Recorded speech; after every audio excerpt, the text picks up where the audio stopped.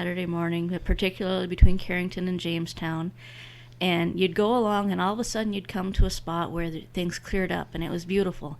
And you'd look off, and you'd see a shelter belt or something else blocking the wind a certain distance off the highway, and things would be great until you got to the end of that. And on the other hand, you'd get to spots where they planted the trees way too close to the road, and you had to slow down because it was icy.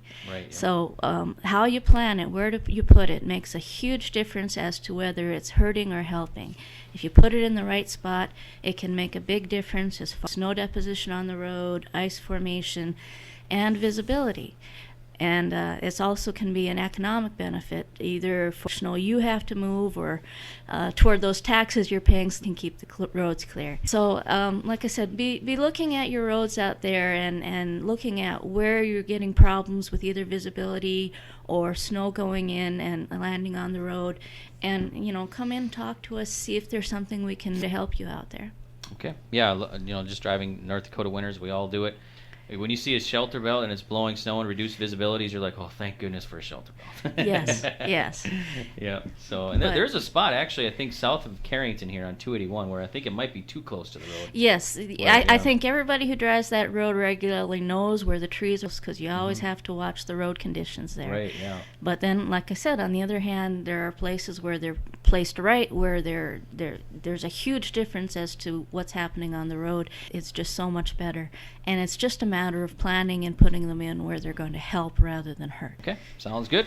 We got to head to Brandon now. Brandon in the back. We're going to talk to Brandon this morning about grazing systems, right? Yeah, that is correct. And with the county, now it's pretty much dominated by land, which means that the pasture productivity really needs to be maximized.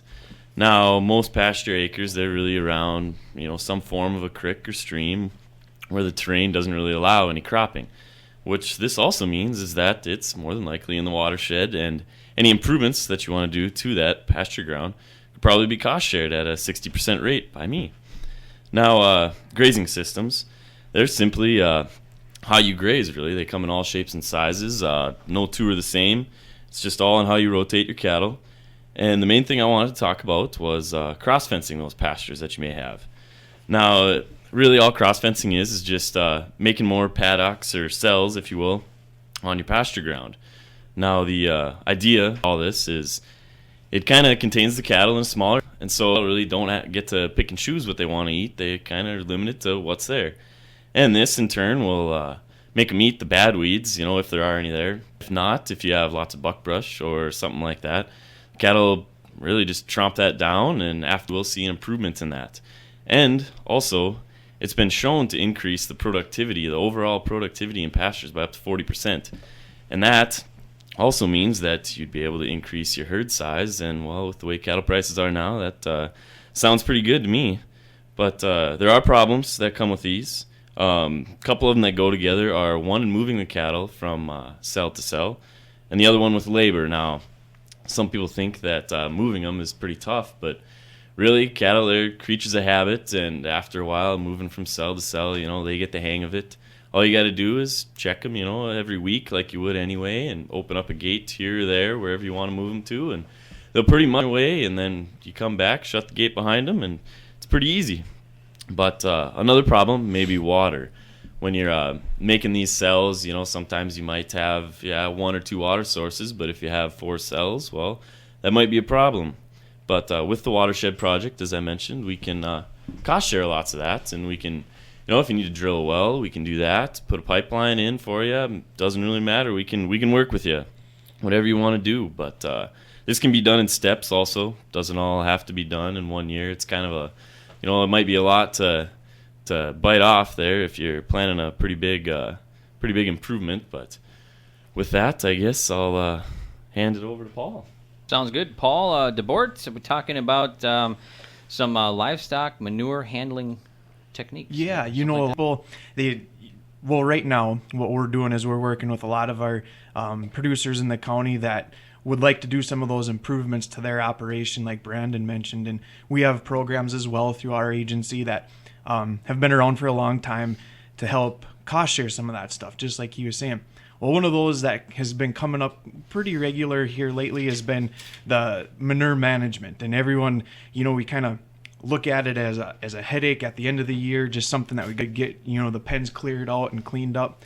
And so I just wanted to emphasize, sometimes there's a value that gets lost in manure management. In particular, by doing a manure test, a nutrient analysis test on that, you can find out what that manure actually holds for nitrogen, phosphorus, potassium, and whether you're in straight livestock production or have, a multifaceted operation with cropland as well, you can know the value of those nutrients.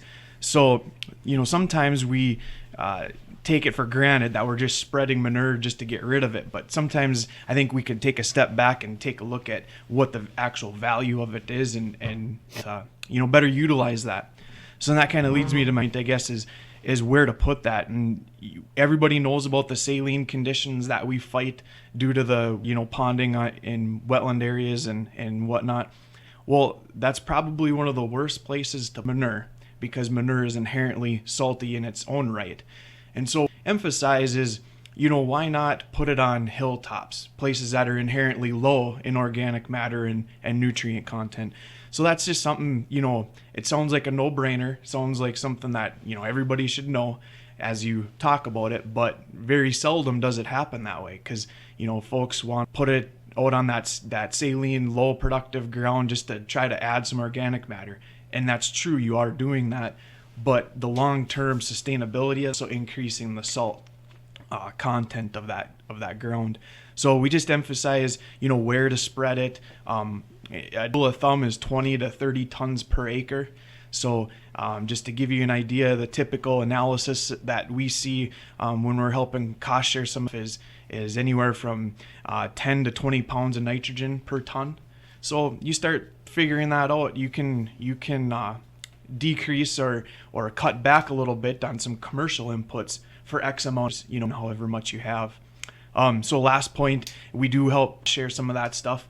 We right now our rate is $1 an acre to do that. So if you're figuring 20 to 30 ton, just roughly 100 acres each year, you could get $1,000, to help take the bite out of some of that manure hauling bill that you otherwise are eating yourself. So yeah, I remember that. Growing up on the farm, my dad would always I remember the days of cleaning out the barns and all that fun stuff. Yeah, fun. But yeah, he'd always, of course, I didn't really understand when I was younger. Yep. But yeah, he's like, yeah, you got to take it on the hilltops, and Perfect. that's, I remember when you said that, I was like, yeah, that's a good point, because Exactly. that's what you should do. Yep.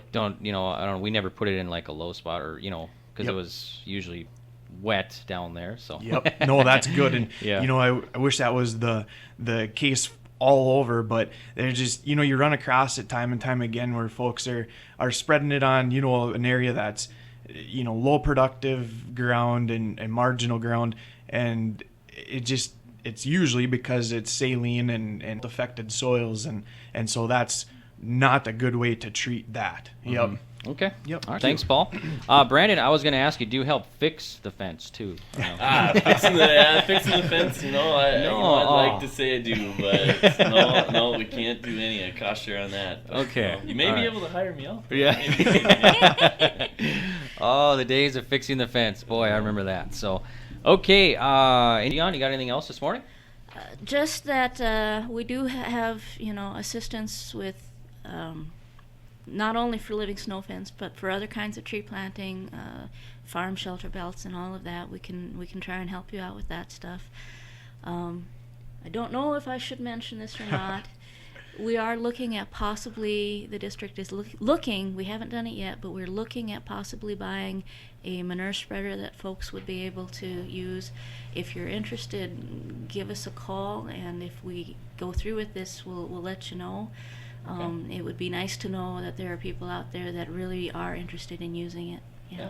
Okay. And just a point on that, it's not to be competitive with private, industry or anything like that. It's just that there's so many small folks across the county that, whether it's the timing or the coordination of some of those other folks that provide that service, they maybe don't get to them, or the timing just doesn't work out. So it's just an opportunity. It's just a service that the district feels, could be applicable to the producers in the county. Okay, sounds good. Anything else this morning, Paul? No, that's it. Thanks for having us You in. bet, not a problem. Brandon, how about you? No, I think I'm good.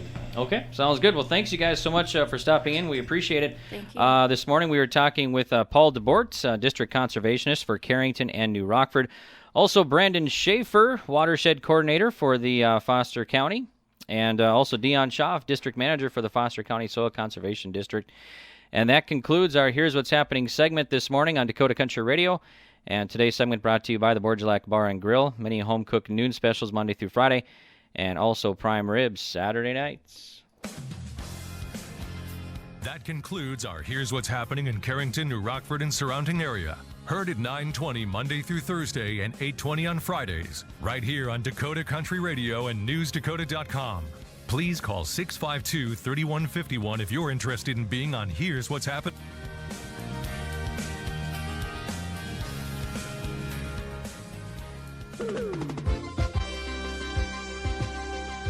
This is Dakota Sports Network. I'm Steve Carlson. The Minnesota Wild lost another tough game last night. San Jose battled back from a 3-1 deficit and beat the Wild 4-3 in overtime.